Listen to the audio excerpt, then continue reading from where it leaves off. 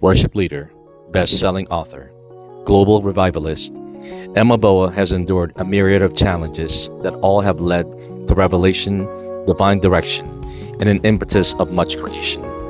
Listening to this dynamic journey of a young woman trying to make sense of it all.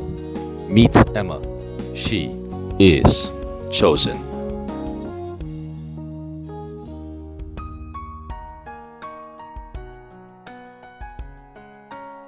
I remember having a conversation with your mom, and she was bragging on you.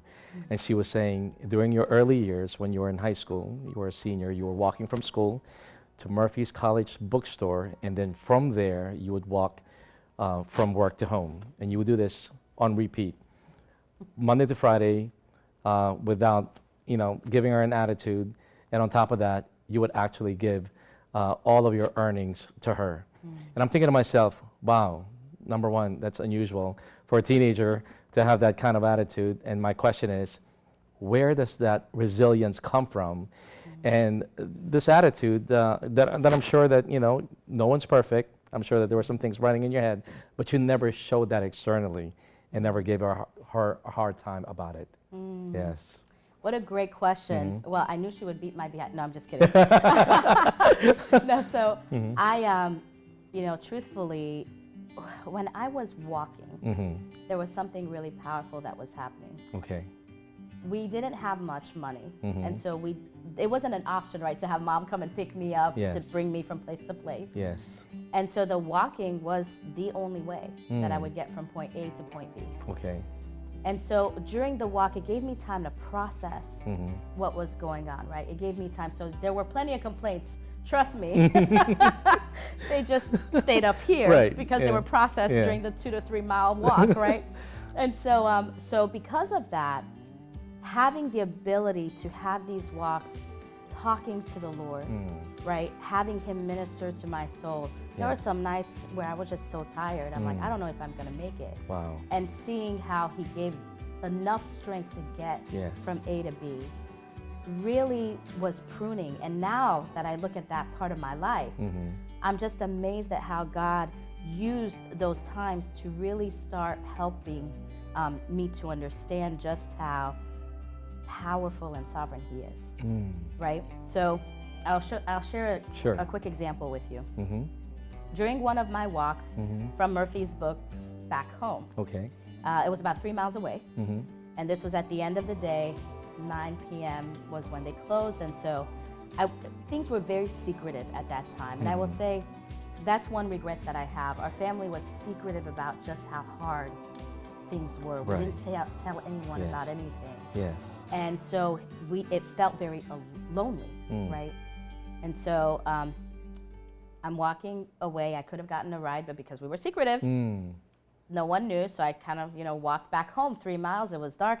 I'm like, this is probably kind of dangerous, right? Yes. And during one of those walks, the Lord gave me a vision. Wow. And 2 things. I saw Duke.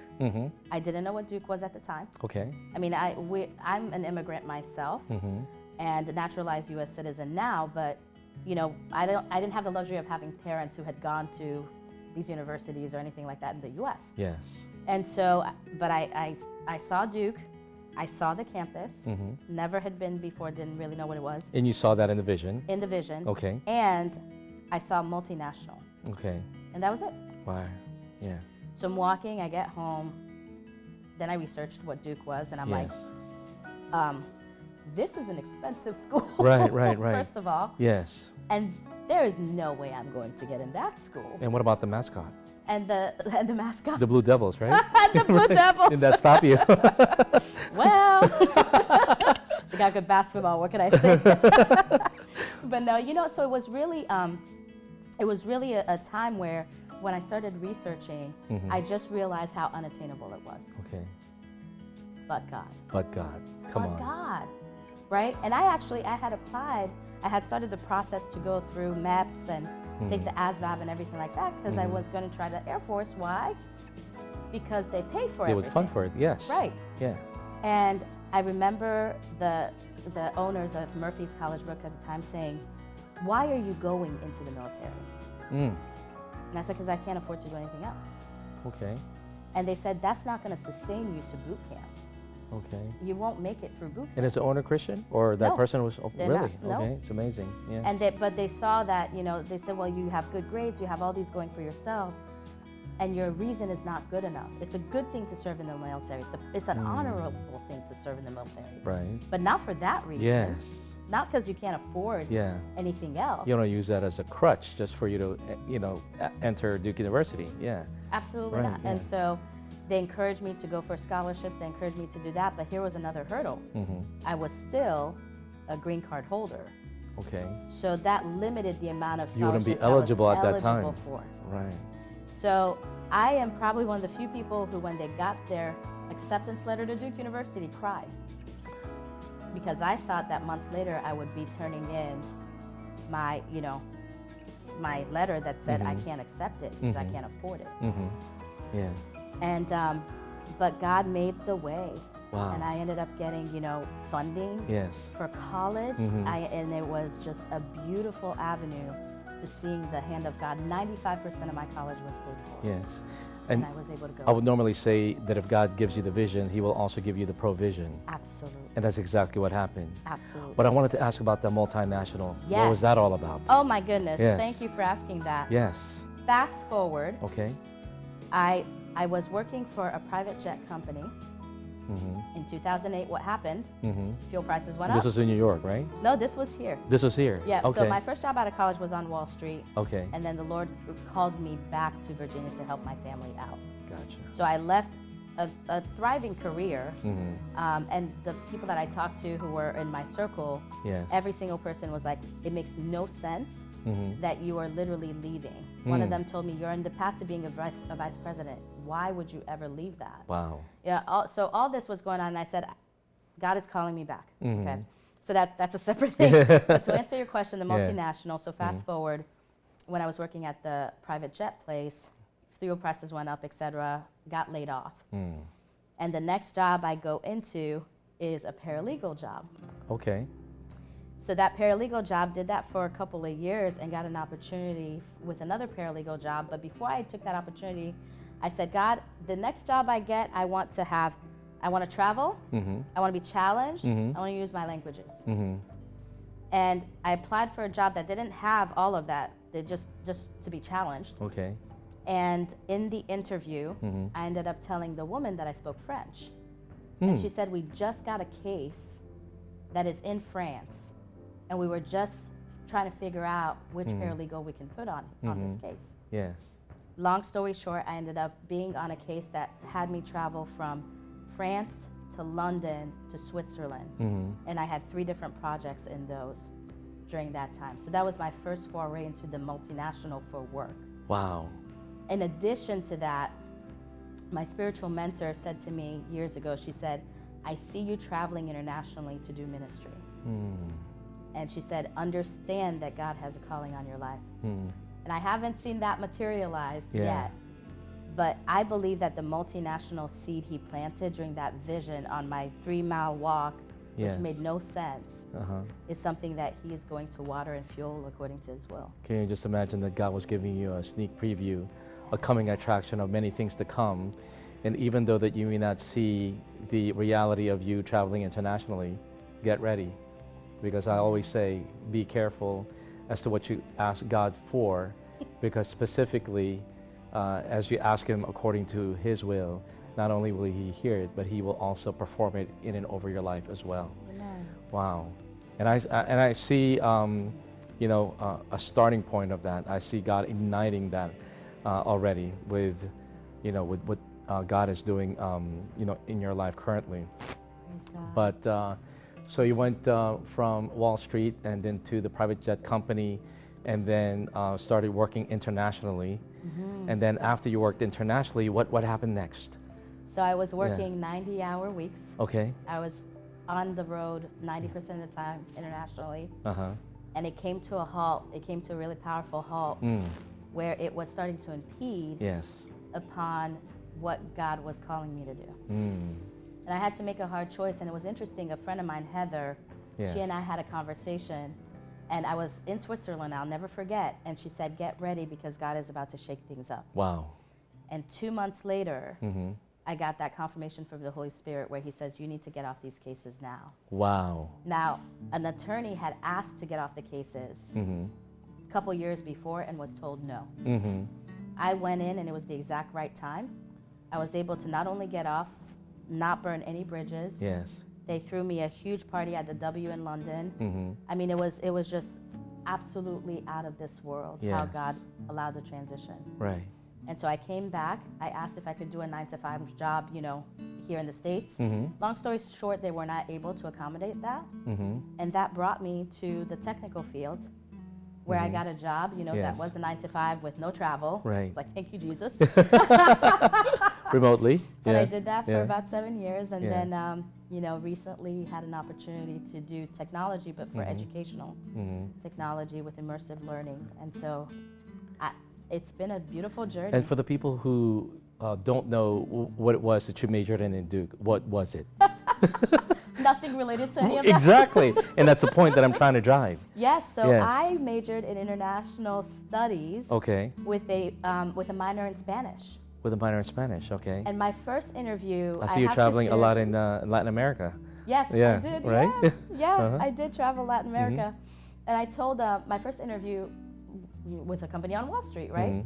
And I remember, I'll never forget, the HR person says, well, okay, so you're the only person that we're interviewing without a finance, you know, background. Yeah. But you come highly recommended because I did an internship. Yeah. And she said, so how will I remember you? And I said, well, I compose music. And I started talking about music. And so she closes her folder, and in my head I'm thinking, this is where I get the no thank you. We'll call you later. We'll call you later. Yeah, right. Don't call us. Don't call us. And so I closed the folder, and she looks at me and she said, fascinating. Tell me more. And so we ended up talking about music. Because what you said was not even related to anything about the interview. Nothing about the interview. And then I said, and then later on she said, listen, why do you think an international relations degree is going to be helpful? Okay. And I said, well, here's the thing. I can learn finance from any book. Okay. What I can't learn is to care enough about the people's culture so I don't say the thing that tells them that they can't trust me with their money. Wow. So having that international experience, that line of study sets you up for this next sets me up season for that. that God and I has said, for you're you. an international company. She said that. No, I told her okay, that. okay. I said, you're an international company.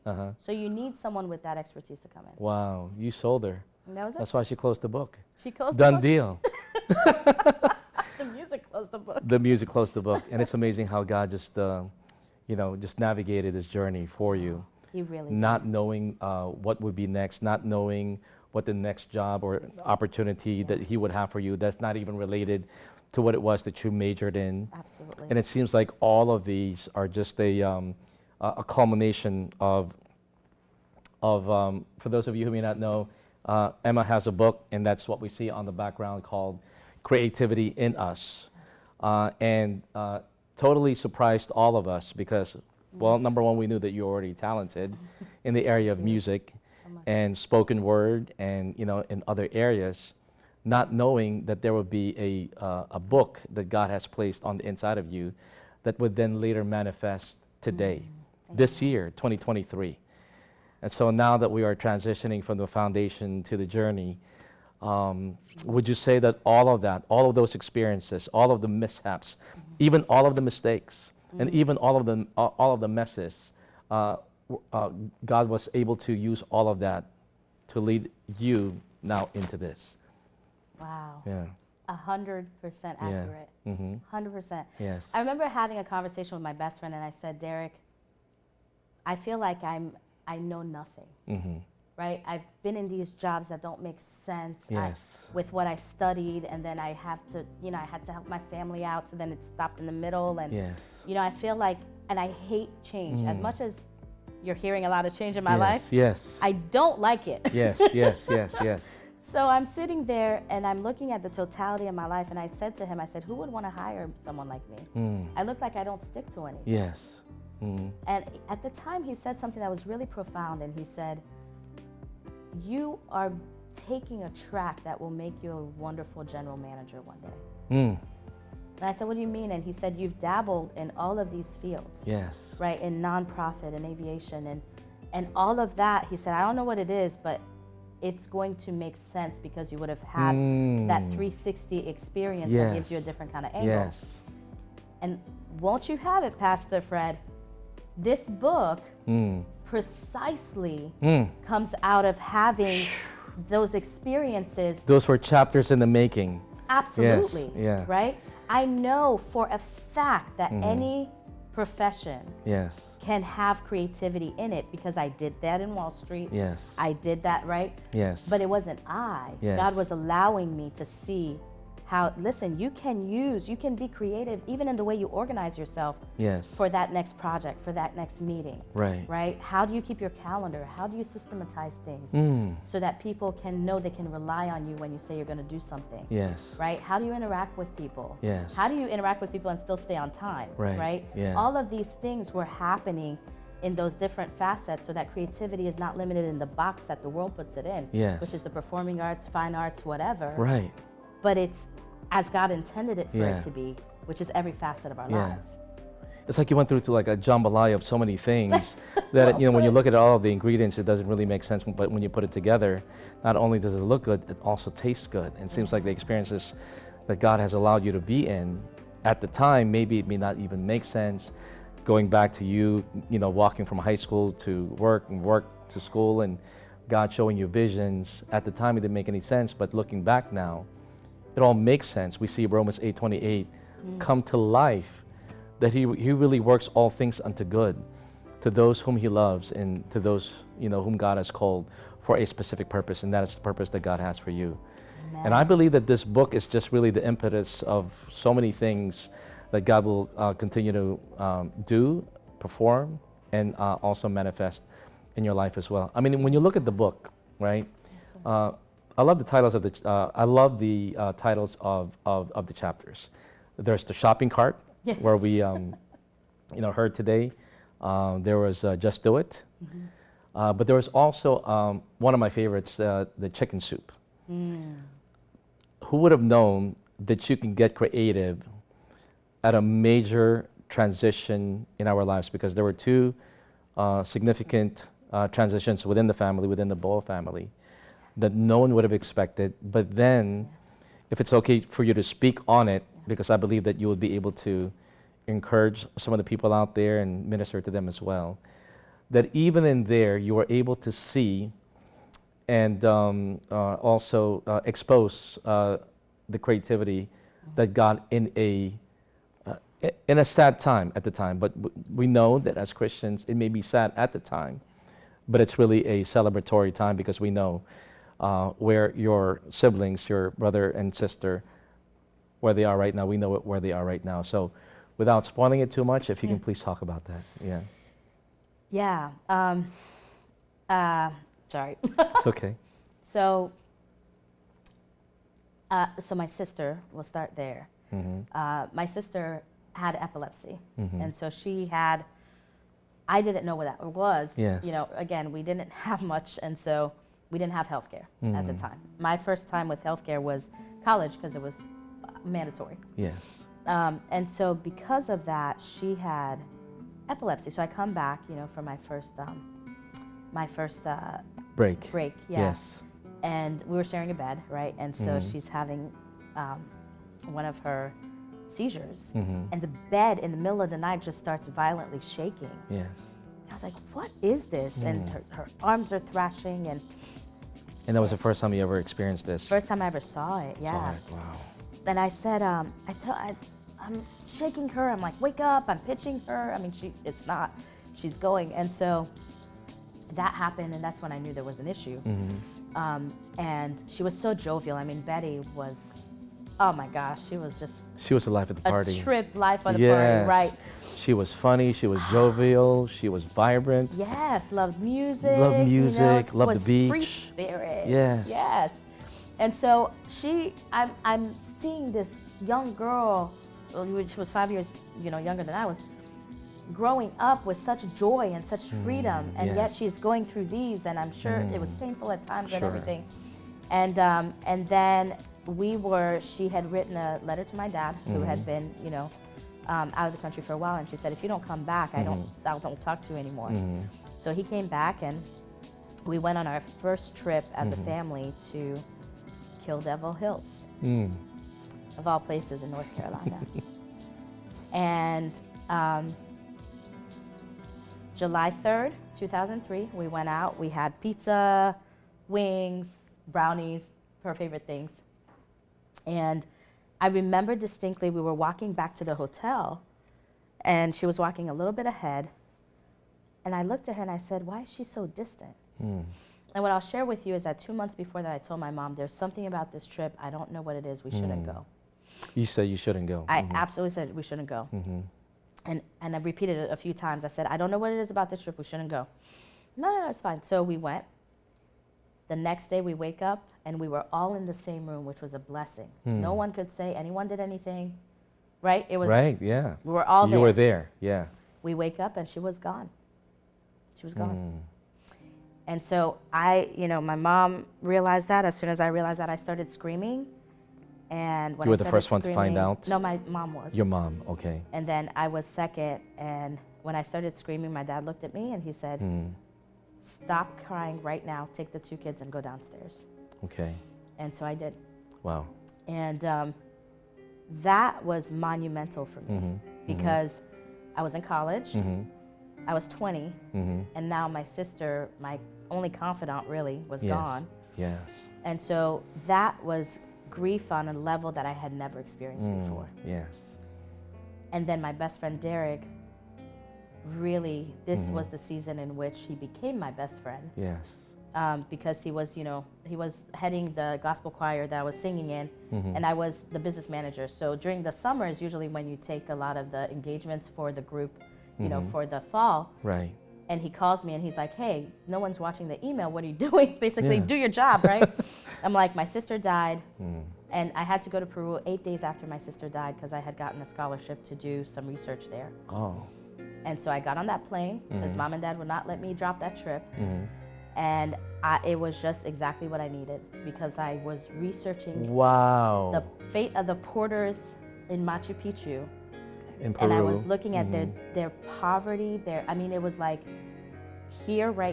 that right there put everything in perspective. Isn't God amazing? He's amazing. He got you busy. Totally busy. I mean, yes, there's a time to grieve, right? Just like what it says in Ecclesiastes. There's a time to mourn. There's a time to, just come back again from that grieving, moment in your life. Absolutely. And so tell us about that. So you're in Machu Picchu. Yeah, I'm in Machu Picchu. I'm looking at the conditions of the porters, the economic conditions of the porters. Yeah. Because you pay them money, but you pay the agencies money, right? And they never get it. Yeah. And so some of them were living off of alcohol and chewing tobacco. Yeah.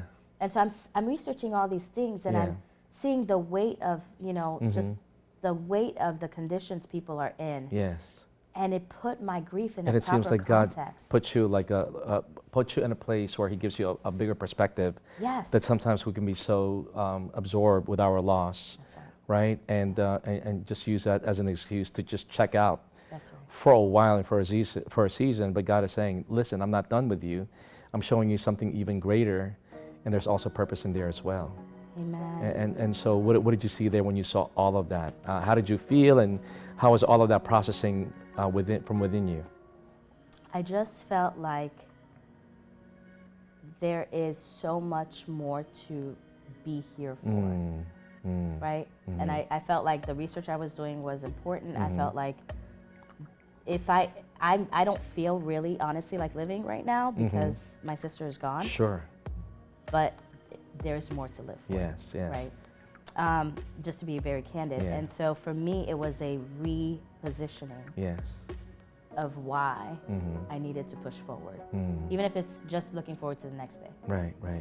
The other thing that happened in that moment was because of the dynamics that was, I wasn't checking the email box for our gospel choir. Right.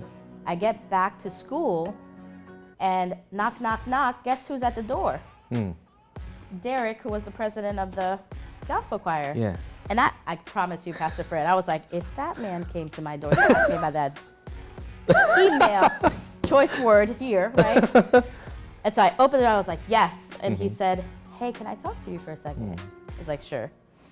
He comes in, he said, what happened? Nothing about the email. He said, I read your email back to me. I understand your sister passed away. What happened? And so I gave him my talking points. Right. And no emotion, keep it moving. Yeah. And he looked at me and he said, I don't want your talking points. I want to know what happened. Tell me what happened. Wow. And for the very first time, no one had asked me that question before. For the very first time, I'm sitting there and I'm telling him the details, a little bit of what I shared with you right now. And I started crying. Yeah. I mean, it was the first time I actually cried. And from the inside out cried. You know, he tried to come and give me, I was like, do not touch me. I mean, it was like I was just grieving. Yeah. And so he journeyed with me through the next year, honestly, of grieving. And I got out of that grief came my best friend. Okay. Out of that grief came an understanding of why it's important, even if the world is falling apart, for us to keep putting one foot in front of the next. And I didn't quite get that yet, but now I can see that. Right. God was there, Yes. right? And God would help me to put my foot. And then when I couldn't, he would carry me and he would walk for me. And what I wanted to say was that in death, there's birth. And it seems like there's a lot of birthing that happened. Absolutely. And a lot of birthing ensued as a result of that unfortunate situation. Absolutely. But, you know, even after that happened, several years later, there was another tragic incident that happened again with another sibling. And how are you able to process that and still continue to create, continue to push to do the things that God has set before you? Absolutely. Yeah. A good question. So in between those two tragic incidents, I accepted Jesus as Lord. Wow. Now, I'll back up a little bit. Yes. I accepted Jesus as Savior when I was 11 years old. But frankly, I did not accept him as Lord. I have it, God. Okay, you can be in this box. Yeah. I'll You're tell fire you when exit, to come. you're my fire insurance. That's right. But not Lord, right? Yes. You're my ATM. I'll come Yes. to you when I feel like I need, some whatever. And so at 25, I accepted him as Lord. And I had started to do seminars on kingdom work for Christ and, getting people, helping people with their giftings. And in the middle of one of the best seminars we had, I called the next day, I called my sister in Christ and I said, there's something that is stirring my spirit and I can't put my finger on it. 2 days later, my little brother took his life. And so that to me was, I'm like, God, I'm doing your will. I'm praying, I'm in your word. You're my Lord. Yeah. You're my Lord. Yeah. What Why is this happening? Yeah. What is this? Yes. And I pulled back entirely and allowed the Lord to minister to me directly. This time, it wasn't I Derek. didn't need Derek. This time, it was divine. Amen. Yes. Because I had allowed him to be Lord over my life. And he did. He really powerfully did. And just that next year was just ministry after ministry. And out of that came the podcast that I used to do. Okay. On Kingdom Work for Christ. And what was this? Interviewing people. This was 2015. So you're used to this space. Yeah. As the interviewer. This is really professional. Mine was a microphone in front of me. Okay, right. Just to set expectations. And a phone, And a phone, and sometimes it was crackling. Don't despise small beginnings, right? That's right. Yeah. And so really what helped me in that season was, again, that bigger purpose, right? And this is why I'm so passionate about this. Yes. Because God, nobody can be with us 24/7. Yeah. But God is with us 24/7. Right. Yes. And the creativity helps us to see the glimpses of how He is with us every single second, right? And it helps us to, when in those times where we feel stuck, to say, oh, but you've given me this thing. And God, I am able to use that for your glory. And I'm gonna step outside of myself right now, because myself wants to sit here curled up in a ball and not get up for days. But you, Lord, what you've given me is powerful enough that I'll get up for that. And seeing other people partake in their giftings too, it really helps to push forward. You want to make me right now literally get out of my seat, write the books that God has inspired me to write, and to go out there and run for office. I love it. I mean, it seems like, after talking to nothing is impossible. Please. Yeah. But at the same time, I have to stay realistic. But this is such an inspiration, and by just listening to you, we should not have an excuse. Having gone through what you have gone through as a senior in high school, having to walk, I mean, not just the distance, but in the cold, but yet God not wasting those times because you were having conversations and receiving revelations and visions from Him. And then now, look at what God is doing, in your life. It's just amazing. It's phenomenal. And I believe that this is just the beginning of the many things that God will continue to, bless you with, and send you to the nations, to the many nations, and become not only a multinational minister, but perhaps even a multinational businesswoman because of all of the experiences that God has allowed you to go through. So as we are, bringing this to a close, I know that there are some people who are watching us today, and they're saying, yes, you know what, I can relate with what you're going through right now, but there's a lot of fear, there's a lot of apprehension. I don't have the resources, I don't have the people, I don't have the connections, don't have the network. I know that I'm good at something, but I'm not just really getting that inspiration or motivation to do what God has deposited on the inside. What would you say to those people who have, been having conversation with their heads and giving excuses either to God or just to themselves? What would you say? And if you can please look at that camera right there. Yes, thank you so much for allowing me to share this. Couple of things that I really recommend. Understand that God, if He is not moving the pieces yet, He's giving you time to actually plan it out, to write it down, to identify where the gaps are, and to pray intentionally about it. Because here's the thing, if you're missing XYZ, but you don't really know quite what you're missing, you can't know when somebody is right next to you who can give it to you, right? So it's a privilege to be able to say, I am intentionally seeking after God about this vision that I have, about this dream that I have, about the desire that I have. Write it down, look at it, pray about it, do the prep work, because a lot of us sometimes get put in these projects where we have to kind of, okay, go, right? You get the luxury of having time to plan it out. And I promise you, the planning that you do, the intentional prayer that you do, the fasting that you do over that, God will take that and He will provide at rapid rates. Right now, I have the privilege of working with Ruth Barron. She's a licensed, professional Christian counselor, and we are working on tools and ways to really engage and help people like yourself be able to fully engage in unleashing the power of God-given creativity. And I have to say unleashing because the enemy is trying to keep you on a leash. And part of it is saying, no, I will not allow him to do that. And intentionally praying, intentionally using that time of nothing, what you think is nothing, to plan, will help you when things start moving to be efficient and to be powerful for the kingdom. Wow. So don't take it for granted. And then it helps you to reach out for help. And you'd be amazed when you have a good plan together, people want to come along. People want to join. All right, yes. So we're going to do a creative rapid round. Yes. I'm going to give you a question, and you can get creative with your answer. Okay. So I'll give you some softball questions right now. Okay. Favorite food? Sardines, lentils, and rice. That's very creative. Chick-fil-A or Popeyes? Popeyes. Oh, wow. Specifically a spicy chicken with pickles and chicken. That's good, especially with the chicken sandwich, right? Absolutely. You just made someone happy from this church. Favorite state? Now that you're living in Myrtle Beach, South Carolina, right? Yes. Yeah. Can I have two?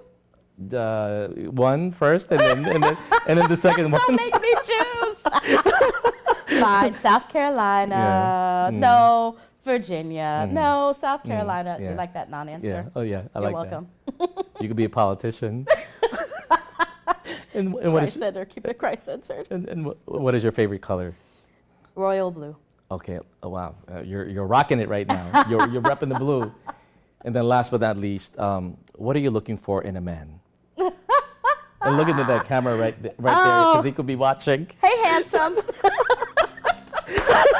See how he just put me on the Tall, spot? dark, and handsome. Okay, well here, let me dig a hole that I can crawl into right now. No, but truthfully, and this is great. It is great not question. right for Emma to be alone. Right? Yeah. Yeah.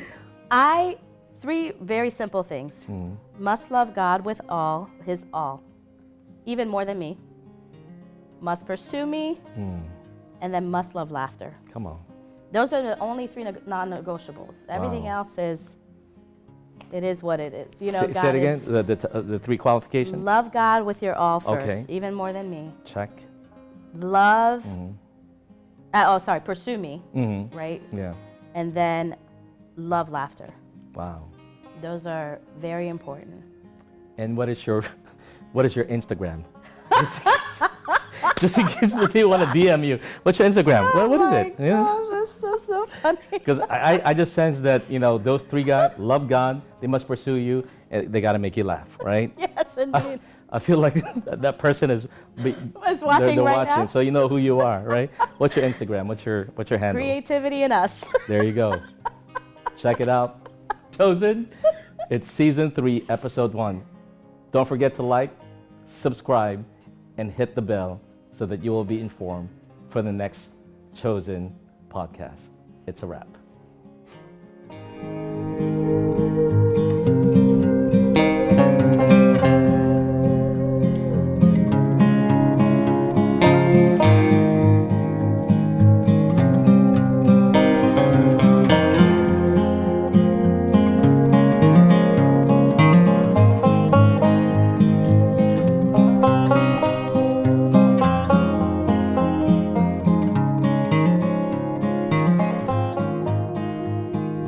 My name is Emma Boa-Durgammah, and I am chosen.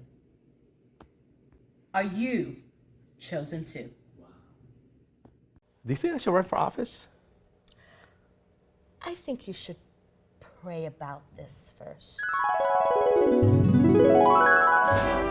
Thank you, fellow Americans, for having me in the state of South Carolina. We are in Virginia, sir. Oh. Phew, that speech went well. It was something, yes. You know what I was thinking? Yeah, sure. Can you be my chief of staff? I think that, the dream about where you're a pastor and you write the books, yeah, I think you should stick to that. Mm.